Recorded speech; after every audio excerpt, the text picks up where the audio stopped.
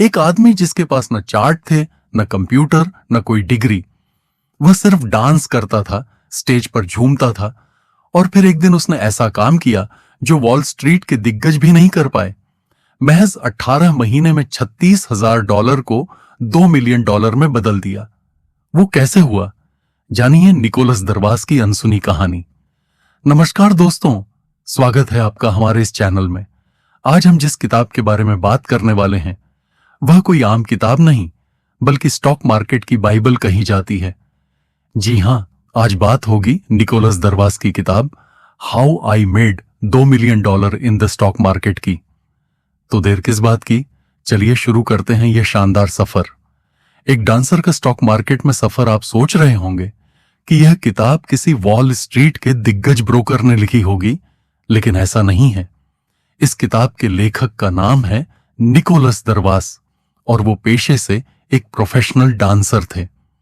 1950 के दशक की बात है जब उन्होंने अपनी इस किताब how I made $2 million in the stock market से दुनिया को चौंका दिया था।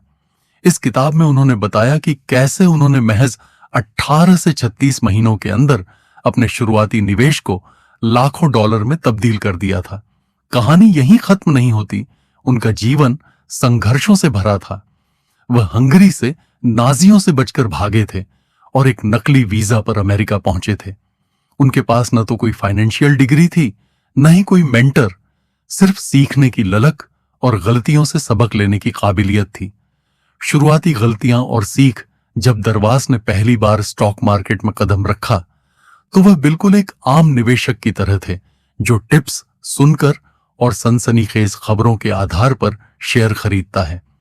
उन्होंने शुरुआत में टोरंटो के एक नाइट क्लब से गिफ्ट के रूप में मिले कुछ माइनिंग स्टॉक्स से अच्छा खासा मुनाफा कमाया था, लेकिन यह सफलता सिर्फ किस्मत थी जो उन्हें जल्द ही भारी पड़ गई। उन्होंने इस मुनाफे के चक्कर में बिना सोचे समझे दूसरे शेयरों में पैसा लगा दिया और कनाडाई बाजार में गिरावट आते ही उनकी सारी कमाई डूब गई। यह पहला बड़ा झटका उनके लिए वरदान साबित हुआ। उन्होंने महसूस कर लिया कि स्टॉक मार्केट कोई जुआ नहीं है, बल्कि एक साइंस है जिसे समझने के लिए एक मजबूत सिस्टम की जरूरत है। डांसिंग के साथ ट्रेडिंग का तालमेल। दरवास के साथ सबसे अनोखी बात यह थी कि वह पूरी दुनिया में डांस शो करते हुए घूमते रहते थे।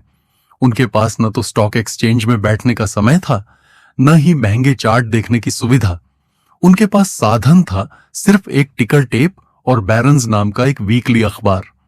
वह हर शनिवार को यह अखबार खरीदते और उन शेयरों पर नजर डालते जिनमें असामान्य रूप से ज्यादा वॉल्यूम था।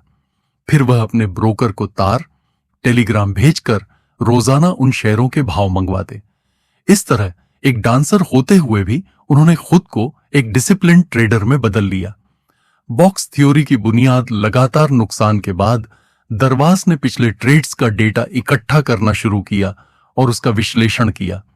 उन्होंने देखा कि जो शेयर तेजी से बढ़ रहे हैं वह कभी भी सीधी रेखा में नहीं बढ़ते। वह कुछ दिनों तक एक निश्चित दायरे में ऊपर नीचे होते हैं, फिर उस दायरे को तोड़कर एक नए ऊंचे स्तर पर चले जाते हैं। इस दायरे को उन्होंने बॉक्स नाम दिया। यह बॉक्स बनता है जब शेयर की कीमत एक ऊपरी सीमा हाई और एक निचली सीमा लो के बीच कुछ समय के लिए कंसोलिडेट होती है। यह खोज उनके ट्रेडिंग करियर का टर्निंग पॉइंट साबित हुई। बॉक्स को समझना। ऊपरी और निचली सीमा मान लीजिए एक शेयर $100 से $110 के बीच कई दिनों तक ट्रेड कर रहा है। यह उसका पहला बॉक्स बना। इस बॉक्स की छत $110 है और फर्श $100 है। दरवास के अनुसार जब तक शेयर इसी बॉक्स के अंदर अंदर घूम रहा है तब तक कुछ मत करो। यह एक नो ट्रेड जोन है। जब शेयर तेज वॉल्यूम के साथ $110 की छत को पार करके बाहर निकलता है तब उसे खरीदना चाहिए।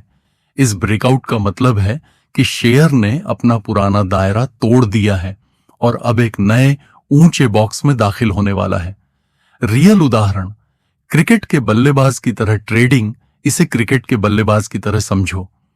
एक बल्लेबाज पहले कुछ ओवरों में रन नहीं बना पाता, वह सिर्फ डिफेंस खेलता है और अपने आप को एक बॉक्स क्रीज में कैद रखता है। जैसे ही उसे एक सॉफ्ट बॉल मिलती है वह उसे बाउंड्री पर मारता है और अपनी पारी को नई ऊंचाई पर ले जाता है। ठीक उसी तरह एक शेयर कंसोलिडेशन के बाद जब ब्रेकआउट करता है तो वह तेजी से ऊपर जाता है। दरवाज सिर्फ उसी शेयर को खरीदते थे जो नई ऊंचाई, न्यू हाई बना रहा हो, क्योंकि उनका मानना था कि तेजी वाले शेयर ही और तेजी दिखाते हैं।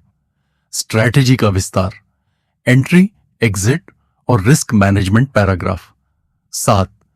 वॉल्यूम की अहमियत। इंस्टीट्यूशनल इन्वेस्टर्स का पीछा करना दरवाज के लिए सिर्फ ब्रेकआउट ही काफी नहीं था, वह उस ब्रेकआउट के साथ वॉल्यूम भी देखते थे। उनका कहना था कि अगर शेयर बिना वॉल्यूम के ऊपर जा रहा है तो वह फर्जी हो सकता है। ज्यादा वॉल्यूम का मतलब है कि बड़े इंस्टीट्यूशनल इन्वेस्टर्स या स्मार्ट मनी उस शेयर में एंट्री कर रही है।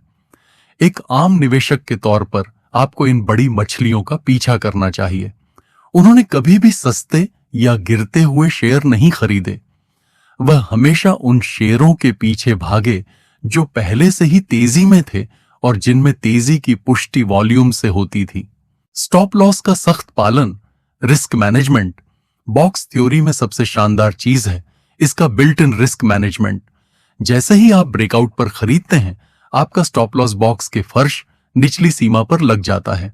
मान लीजिए आपने एक 110 रुपए के ब्रेकआउट पर खरीदा और बॉक्स का फर्श 100 रुपए था, तो आपका स्टॉप लॉस 99 रुपए पर होगा। अगर शेयर वापस 100 रुपए के नीचे आता है तो आप बिना किसी भावना के बाहर निकल जाओगे। इस तरह आपका नुकसान सिर्फ 8 से 10% तक सीमित रह जाता है, जबकि मुनाफे की कोई ऊपरी सीमा नहीं होती। दरवाज कहते थे कि बाजार में टिके रहने का राज है अपने नुकसान को जल्दी काट देना। रियल उदाहरण, ट्रेलिंग स्टॉप लॉस का जादू। जैसे ही शेयर पहले बॉक्स से निकलकर दूसरे बॉक्स जैसे 110 रुपए से 120 रुपए में चला जाता है, आपको अपने स्टॉप लॉस को भी ऊपर खिसकाना होगा। अब आपका नया स्टॉप लॉस 109 रुपए दूसरे बॉक्स की फर्श हो जाएगा। यह तरीका आपके मुनाफे को लॉक करता रहता है। जैसे जैसे शेयर ऊपर जाएगा, आपका स्टॉप लॉस भी ऊपर चढ़ता जाएगा। इसे ही कहते हैं ट्रेलिंग स्टॉप लॉस। इस तरह दरवाज ने कभी भी किसी बड़ी गिरावट का सामना नहीं किया। अगर बाजार उल्टा चलता भी था तो उनका स्टॉप लॉस उन्हें सुरक्षित बाहर निकाल लेता था। मुनाफे को दौड़ने दो, लेट प्रॉफिट्स रन। दरवाज का सिद्धांत था कि जो शेयर तेजी से बढ़ रहा है उसे जल्दी मत बेचो। ज्यादातर लोग 10 से 20% मुनाफा देखकर बेच देते हैं, जबकि दरवाज 100%, 200% या उससे ज्यादा मुनाफा कमाते थे। वह तब तक शेयर को होल्ड किए रहते थे जब तक वह लगातार नए बॉक्स बनाता रहे और उसका स्टॉप लॉस नहीं टूटता। उनका मानना था कि ट्रेंड आपका सबसे अच्छा दोस्त है और जब तक ट्रेंड जिंदा है तब तक आपको उसके साथ सवारी करनी चाहिए। एक बार उनके एक दोस्त ने उनसे पूछा कि तुमने ये शेयर क्यों नहीं बेच दिया, ये तो बहुत ऊपर चला गया है। दरवाज ने जवाब दिया, मैं इसे इसलिए नहीं बेच रहा क्योंकि इसके ऊपर जाने का कोई कारण खत्म नहीं हुआ है।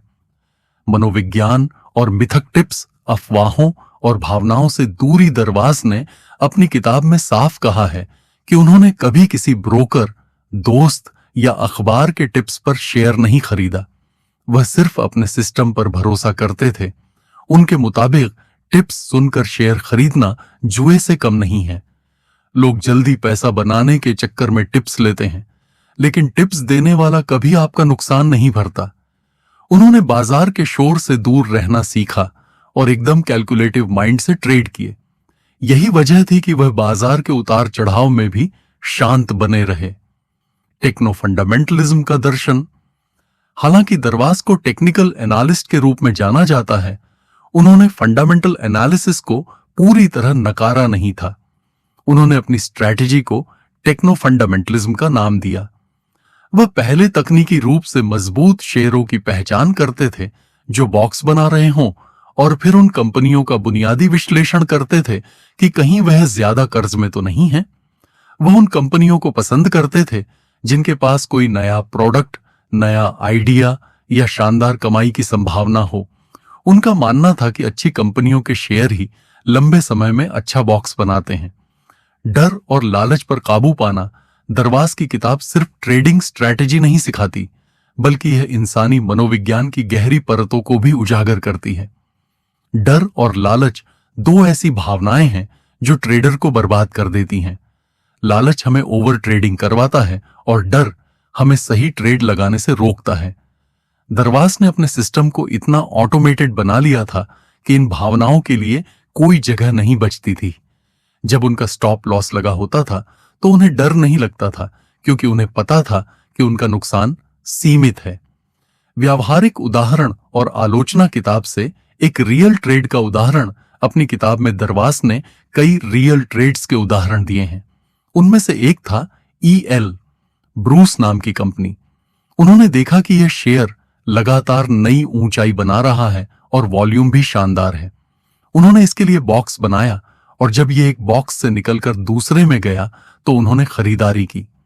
फिर शेयर $20 से बढ़कर $50 से ऊपर चला गया। उन्होंने इसे तब तक नहीं बेचा जब तक इसने अपना आखिरी बॉक्स नहीं तोड़ दिया। इस एक ट्रेड ने उन्होंने लाखों डॉलर का मुनाफा दिलाया। ये कहानी दिखाती है कि कैसे एक सही स्ट्रैटेजी और धैर्य आपको मालामाल कर सकते हैं। क्या यह स्ट्रैटेजी आज भी काम करती है? कुछ आलोचकों का कहना है कि दरवास की सफलता का राज उनके समय का बुल मार्केट था, लेकिन यह सच नहीं है। बॉक्स थ्योरी का आधार सपोर्ट एंड रेजिस्टेंस ही है, जो आज भी टेक्निकल एनालिसिस की सबसे बुनियादी नींव है। आज के जमाने में जहां हर किसी के पास चार्ट देखने की सुविधा है, वहां आप मिनटों में बॉक्स बना सकते हैं। क्रिप्टोकरेंसी, कमोडिटीज या इंट्राडे ट्रेडिंग में भी यह थ्योरी उतनी ही कारगर है। फर्क सिर्फ इतना है कि दरवास हफ्ते में एक बार चार्ट देखते थे, आप इसे रियल टाइम में देख सकते हो। बॉक्स थ्योरी की सीमाएं, लेकिन समाधान भी। हर थ्योरी की तरह इसकी भी कुछ सीमाएं हैं। कभी कभी ब्रेकआउट फर्जी, फेक होता है, यानी शेयर बॉक्स तोड़कर तुरंत वापस नीचे आ जाता है। लेकिन दरवास ने इसका हल भी दे दिया है, सख्त स्टॉप लॉस। एक फर्जी ब्रेकआउट में आपको मामूली नुकसान होगा, लेकिन असली ब्रेकआउट में आपको शानदार मुनाफा। इसके अलावा यह थ्योरी साइडवेज या बेरिश मार्केट में कम कारगर होती है, क्योंकि तब शेयर लगातार निचले बॉक्स बनाते हैं। इसलिए पहले मार्केट की दिशा देखना जरूरी है। सबसे बड़ी सीख, एक सिस्टम बनाओ और उस पर भरोसा करो। दरवास की कहानी का सबसे बड़ा संदेश यह है कि बाजार में अंधा मत घुसो। एक सिस्टम बनाओ, चाहे वह कितना भी सिंपल क्यों ना हो, और उस पर पूरी निष्ठा से अमल करो। उनका सिस्टम उनके दिमाग की उपज था, इसलिए उन्हें उस पर पूरा भरोसा था। वह जानते थे कि कब खरीदना है, कहां स्टॉप लॉस लगाना है और कब बेचना है। बाजार में अनुशासन ही सबसे बड़ा अनुशासन है। अगर आपका सिस्टम 60% केस में सही है तो भी आप मुनाफे में रहोगे, बशर्ते आप नुकसान को जल्दी काटो और मुनाफे को दौड़ने दो। पैसे से प्यार नहीं, सम्मान करो। दरवास कहते हैं कि बाजार से प्यार मत करो, क्योंकि बाजार तुमसे कभी प्यार नहीं करेगा। उससे सिर्फ सम्मान से पेश आओ। उन्होंने कभी भी किसी शेयर के साथ भावनात्मक रिश्ता नहीं बनाया। वह शेयरों को सिर्फ एक नंबर की तरह देखते थे, जो बॉक्स के अंदर और बाहर आ जा रहे हैं। अगर उनका स्टॉप लॉस टूट जाता तो वह बिना किसी हिचक के शेयर को बेच देते, भले ही उसे बेचने के बाद वह फिर से ऊपर चला जाए। उनके लिए अनुशासन मुनाफे से ज्यादा कीमती था। नौसिखियों के लिए सलाह, अगर आप इस किताब को पढ़ रहे हैं तो सबसे पहले छोटे अमाउंट से शुरुआत करें। दरवास ने भी शुरुआत में छोटे छोटे ट्रेड किए और गलतियां की। हर ट्रेड को डायरी में नोट करें कि आपने क्यों खरीदा और क्यों बेचा। इससे आपको अपनी गलतियों से सीखने में मदद मिलेगी। उनकी किताब सिर्फ अमीर बनने का नुस्खा नहीं है, बल्कि ये एक बेहतर इंसान और बेहतर थिंकर बनने की प्रेरणा देती है। ये बताती है कि अगर आपके पास जुनून और लगन है तो आप दुनिया के किसी भी कोने से, किसी भी प्रोफेशन से होते हुए बाजार को मात दे सकते हैं। आखिरी शब्द, सिंपल रहो, स्मार्ट बनो। तो दोस्तों, यह थी निकोलस दरवास की प्रेरक कहानी और उनकी अमर किताब का सार। उन्होंने साबित कर दिया कि स्टॉक मार्केट में सफल होने के लिए आपको IIM या IVI लीग का डिग्री नहीं चाहिए। आपको चाहिए एक साफ दिमाग, एक सिंपल सिस्टम और उस सिस्टम पर अडिग रहने की हिम्मत। बॉक्स थ्योरी हमें सिखाती है कि बाजार की अफरा तफरी के बीच भी एक ऑनर्डर छिपा है, बस उसे पहचानने की जरूरत है। उम्मीद है आपको यह समरी पसंद आई होगी। अगर आपको यह वीडियो वाकई में ओडून्स खुश करने वाला लगा हो तो लाइक और शेयर करना मत भूलिएगा। आपके पैसे आपकी मेहनत के हैं, उन्हें सिर्फ दिमाग से लगाइए, दिल से नहीं। जय हिंद। अगर आपको यह वीडियो पसंद आया तो हमारे चैनल को सब्सक्राइब करें और वीडियो को लाइक करें, शेयर करें। वीडियो को अंत तक देखने के लिए धन्यवाद।